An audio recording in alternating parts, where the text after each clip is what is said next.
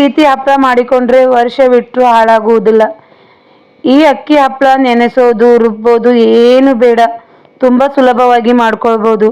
ನೋಡಿ, ಸೈಜಲ್ಲಂತೂ ಕರಿದ ನಂತರ ಡಬ್ಬಲ್ಗಿಂತ ಡಬ್ಬಲ್ ಆಗಿರುತ್ತೆ. ಕಾದ ಎಣ್ಣೆಯಲ್ಲಿ ಈ ಹಪ್ಪಳ ಚೆನ್ನಾಗಿ ಕರಿದುಕೊಳ್ಳಿ. ನೋಡಿ ಎಷ್ಟು ದೊಡ್ಡ ಸೈಜಲ್ಲಿ ಬಂದಿದೆ ಅಂತ. ಇದೇ ರೀತಿ ನಾನು ನಿಮಗೆ ಇನ್ನೊಂದು ಹಪ್ಪಳ ಕರೆದು ತೋರಿಸ್ತಾ ಇದ್ದೀನಿ. ಸೈಜ್ ಅಂತೂ ತುಂಬಾ ದೊಡ್ಡದಾಗಿ ಬರುತ್ತೆ ಹಾಗೂ ತುಂಬ ಸುಲಭವಾಗಿ ಈ ಹಪ್ಪಳ ಮಾಡ್ಕೊಳ್ಬೋದು. ನೋಡಿ ಎಷ್ಟೊಂದು ದೊಡ್ಡದಾಗಿ ಬಂದಿದೆ. ಒಂದು ಸಲ ಈ ಹಪ್ಪಳ ಮಾಡಿಕೊಳ್ಳಿ.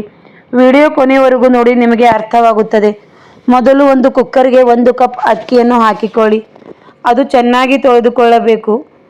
ಅಕ್ಕಿ ತೊಳೆದ ನಂತರ ಅದಕ್ಕೆ 4ರಷ್ಟು ನೀರನ್ನು ಹಾಕಿಕೊಳ್ಳಿ. ರುಚಿಗೆ ತಕ್ಕಷ್ಟು ಉಪ್ಪು ಹಾಕಿ ಮುಚ್ಚಳ ಮುಚ್ಚಿ ಗ್ಯಾಸ್ ಮೇಲೆ ಬೇಯಿಸಿಕೊಳ್ಳಿ. 4 ವಿಜಲ್ ಬಂದರೆ ಸಾಕಾಗುತ್ತದೆ. ಈ ಹಪ್ಪಳ ಅಂತೂ ವರ್ಷವಿಟ್ಟರೂ ಹಾಳಾಗುವುದಿಲ್ಲ. ನೋಡಿ, ಈ ರೀತಿ 4 ವಿಜಲ್ ಕೂಗಿಸಿಕೊಳ್ಳಿ. ನಾವು 1 ಕಪ್ ರೇಷನ್ ಅಕ್ಕಿಗೆ 4 ಕಪ್ ನೀರು ಹಾಕಿಕೊಂಡ್ರೆ ಸಾಕಾಗುತ್ತದೆ. ಅಳತೆ ಸರಿಯಾಗಿ ನೋಡಿಕೊಳ್ಳಿ. 1 ಕಪ್ ಅಕ್ಕಿಗೆ 4 ಕಪ್ ನೀರು ಸಾಕಾಗುತ್ತದೆ. ನೋಡಿ ಅನ್ನ ಎಷ್ಟು ಮೆತ್ತಗೆ ಬಂದಿದೆ ಅಂತ. ಇದೇ ರೀತಿ ಬೇಯಿಸಿಕೊಳ್ಳಬೇಕು. ಇಷ್ಟೊಂದು ಬೇಯಿಸಿದರೆ ಸಾಕಾಗುತ್ತದೆ. ನುಣ್ಣಗೆ ಮಿಕ್ಸ್ ಮಾಡಿಕೊಳ್ಳಿ. ಈ ಹಪ್ಪಳ ಅಂತೂ ನಾವು ಬಿಸಿಲಿನಲ್ಲಿ ಮಾಡುವ ಅವಶ್ಯಕತೆಯೇ ಇರುವುದಿಲ್ಲ. ಮನೆಯಲ್ಲಿ ಕುಳಿತು ಆರಾಮಾಗಿ ಮಾಡಿಕೊಳ್ಳಬಹುದು. ಇದಕ್ಕೆ 1 ಸ್ಪೂನ್ ಒಣಗಿರುವ ಕೊತ್ತಂಬರಿ ಸೊಪ್ಪಿನ ಪುಡಿ ಹಾಕಿಕೊಳ್ಳಿ. ಇದು ಹಾಕುವುದರಿಂದ ಕಲರ್ ತುಂಬ ಚೆನ್ನಾಗಿ ಬರುತ್ತೆ ಒಣಗಿದ ನಂತರ. ನೋಡಿ ಈ ರೀತಿ ಚೆನ್ನಾಗಿ ಮಿಕ್ಸ್ ಮಾಡಿಕೊಳ್ಳಿ. ನೋಡಿ ಯಾವ ರೀತಿ ಬಂದಿದೆ ಅಂತ. ಇಷ್ಟೊಂದು ಮಿಕ್ಸ್ ಆದರೆ ಸಾಕಾಗುತ್ತದೆ. ಈ ಹಪ್ಪಳ ತುಂಬ ಸುಲಭವಾಗಿ ಮಾಡಿಕೊಳ್ಳಬಹುದು. ಲಟ್ಟಿಸುವುದು ಒಣಗಿಸುವುದು ಏನೂ ಬೇಕಾಗುವುದಿಲ್ಲ. 1 ಗಂಟೆ ಬಿಸಿಲಿನಲ್ಲಿ ಹಾಕಿದರೆ ಸಾಕಾಗುತ್ತದೆ. ನೋಡಿ, ಮೊದಲು ಒಂದು ಪ್ಲಾಸ್ಟಿಕ್ ಕವರನ್ನು ತೆಗೆದುಕೊಳ್ಳಿ. ಅದು ಚೆನ್ನಾಗಿ ತೊಳೆದು ಸೂಟಿಕೊಳ್ಳಿ. ಅದೇ ರೀತಿ ಕೆಳಗಡೆನೂ ಒಂದು ಪ್ಲಾಸ್ಟಿಕ್ ಕವರ್ ಹಾಕಿಕೊಳ್ಳಿ. ಇದು ಪ್ಲಾಸ್ಟಿಕ್ ಕವರ್ ಮೇಲೆ ಹಾಕುವುದರಿಂದ ಸ್ವಲ್ಪನೂ ಅಂಟುವುದಿಲ್ಲ. ಇದಕ್ಕೆ ಎಣ್ಣೆ ಹಚ್ಚುವ ಅವಶ್ಯಕತೆಯೂ ಇರುವುದಿಲ್ಲ. ನೋಡಿ ಈ ರೀತಿ 1 ಸ್ಪೂನ್ ಮಿಶ್ರಣವನ್ನು ಹಾಕಿ ಅದರ ಮೇಲೆ ಪ್ಲಾಸ್ಟಿಕ್ ಕವರ್ ಇಟ್ಟು ಪ್ಲೇಟ್ನಿಂದ ಪ್ರೆಸ್ ಮಾಡಿದರೆ ಈ ರೀತಿ ರೌಂಡ್ ಶೇಪಲ್ಲಿ ಹಪ್ಪಳ ಸಿಗುತ್ತದೆ. ನಿಮಗೆ ಯಾವ ಆಕಾರದಲ್ಲಿ ಬೇಕು, ಎಷ್ಟು ದೊಡ್ಡದಾಗಿ ಬೇಕೋ ಅಷ್ಟು ಮಾಡಿಕೊಳ್ಬೋದು. ನೋಡಿ ಇದೇ ರೀತಿ ಹಪ್ಪಳ ಹಾಕಿಕೊಳ್ಳಿ. ಸ್ವಲ್ಪನೂ ಅಂಟುವುದಿಲ್ಲ ಹಾಗೂ ತುಂಬಾ ಚೆನ್ನಾಗಿ ಬರುತ್ತದೆ. ಗರಿ ಗರಿಯಾಗಿ ಬರುತ್ತೆ. ನೋಡಿ, ಇದಕ್ಕೆ ಉಂಡೆ ಮಾಡುವುದು ಏನೂ ಬೇಕಾಗಿಲ್ಲ. ಸ್ವಲ್ಪ ಎಲ್ಲಾದರೂ ದಪ್ಪ ಅನಿಸಿದರೆ ಕೈಯಿಂದ ಈ ರೀತಿ ಮಾಡಿಕೊಳ್ಳಿ. ನಾನು ಇದೇ ರೀತಿ ಎಲ್ಲ ಹಪ್ಪಳನೂ ಮಾಡ್ತಾ ಇದ್ದೀನಿ. ನೋಡಿ, ನಾನು ಇನ್ನೊಂದು ಹಪ್ಪಳ ಮಾಡಿ ತೋರಿಸ್ತಿರ್ತೀನಿ.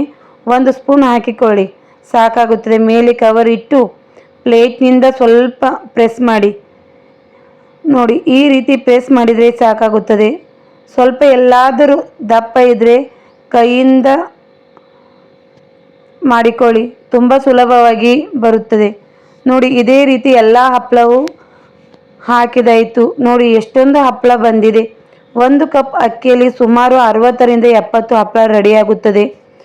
ನೀವು ಸ್ವಲ್ಪ ಚಿಕ್ಕದಾಗಿ ಮಾಡಿಕೊಂಡ್ರೆ 100 ಹಪ್ಪಳ ರೆಡಿಯಾಗುತ್ತದೆ. ನಾನು ಇಲ್ಲಿ ಸ್ವಲ್ಪ ದೊಡ್ಡ ಸೈಜಲ್ಲಿ ಮಾಡುವುದರಿಂದ 70 ಹಪ್ಪಳ ರೆಡಿಯಾಗಿದೆ. ನೋಡಿ ಎಷ್ಟೊಂದು ಆಗಿದೆ ಅಂತ. ಇದು 3 ಗಂಟೆ ಫ್ಯಾನಿನ ಕೆಳಗೆ ಇಡಿ. ನೋಡಿ ಈ ರೀತಿ ಒಂದು 3ರಿಂದ 4 ಗಂಟೆ ಆದ ನಂತರ ಇನ್ನೊಂದು ಕಡೆ ಮಾಡಿಕೊಳ್ಳಿ. 2 ಕಡೆ ಚೆನ್ನಾಗಿ ಒಣಗಿಸಿಕೊಳ್ಳಬೇಕು. ನೋಡಿ, 1 ದಿವಸ ಫ್ಯಾನಿನ ಕೆಳಗಡೆ ಇಟ್ಟರೆ ಈ ರೀತಿ ಒಣಗಿರುತ್ತೆ. ನಂತರ ಒಂದು 2 ಗಂಟೆ ಬಿಸಿಲಿನಲ್ಲಿ ಒಣಗಿಸಿಕೊಳ್ಳಿ. 2 ಗಂಟೆ ಬಿಸಿಲಿನಲ್ಲಿ ಒಣಗಿಸಿದರೆ ಸಾಕಾಗುತ್ತದೆ. ನಮಗೆ ದಿನಪೂರ್ತಿ ಒಣಗಿಸುವ ಅವಶ್ಯಕತೆ ಇರುವುದಿಲ್ಲ. ನೋಡಿ ಎಷ್ಟು ಕ್ರಿಸ್ಪಿಯಾಗಿ ಒಣಗಿದೆ ಅಂತ. ಈಗ ಇದನ್ನು ಒಂದು ಪಾತ್ರೆಗೆ ಹಾಕಿಕೊಳ್ಳೋಣ. ಇಷ್ಟೊಂದು ಒಣಗಿದರೆ ಸಾಕಾಗುತ್ತದೆ. ವರ್ಷವಿಟ್ಟರೂ ಹಾಳಾಗುವುದಿಲ್ಲ. ನೋಡಿ ಕಲರ್ ಅಂತೂ ಎಷ್ಟು ಚೆನ್ನಾಗಿ ಬಂದಿದೆ. ನಾವು ಕೊತ್ತಂಬರಿ ಸೊಪ್ಪು ಹಾಕುವುದರಿಂದ ಈ ರೀತಿ ಕಲರ್ ಬಂದಿರುತ್ತದೆ ಹಾಗೂ ಟೇಸ್ಟಿಯಾಗಿಯೂ ಇರುತ್ತದೆ. ನೋಡಿ 1 ಕಪ್ ಅಕ್ಕಿಯಿಂದ 1 ಪಾತ್ರೆ ಅಷ್ಟು ಹಪ್ಪಳ ರೆಡಿಯಾಗಿದೆ. ನೀವು ಒಂದು ಸಲ ಈ ಹಪ್ಪಳ ಟ್ರೈ ಮಾಡಿ. ನನ್ನ ವಿಡಿಯೋ ನಿಮಗೆ ಇಷ್ಟವಾದರೆ ಲೈಕ್ ಮಾಡಿ, ಫ್ರೆಂಡ್ಸ್ ಹಾಗೂ ಫ್ಯಾಮಿಲಿಗೆ ಶೇರ್ ಮಾಡಿ, ನನ್ನ ಚಾನಲ್ಗೆ ಸಬ್ಸ್ಕ್ರೈಬ್ ಆಗಿ. ನೋಡಿ ಸೈಜಲ್ಲಿ ಎಷ್ಟು ಡಬಲ್ ಸೈಜಲ್ಲಿ ಬಂದಿದೆ ಅಂತ. ಇದೇ ರೀತಿ ನೀವು ಮಾಡಿಕೊಳ್ಳಿ. ನೋಡಿ, ನಿಜವಾಗ್ಲೂ ಹೇಳ್ತಾ ಇದ್ದೀನಿ, ಸಾಯ್ಜಲ್ ಅಂತೂ ತುಂಬಾ ಡಬ್ಬಲ್ ಆಗಿ ಬರ್ತದೆ, ಕ್ರಿಸ್ಪಿಯಾಗಿ ಇರುತ್ತದೆ. ಒಂದು ಸಲ ಈ ರೀತಿ ಟ್ರೈ ಮಾಡಿ. Thank you for watching. ಧನ್ಯವಾದಗಳು.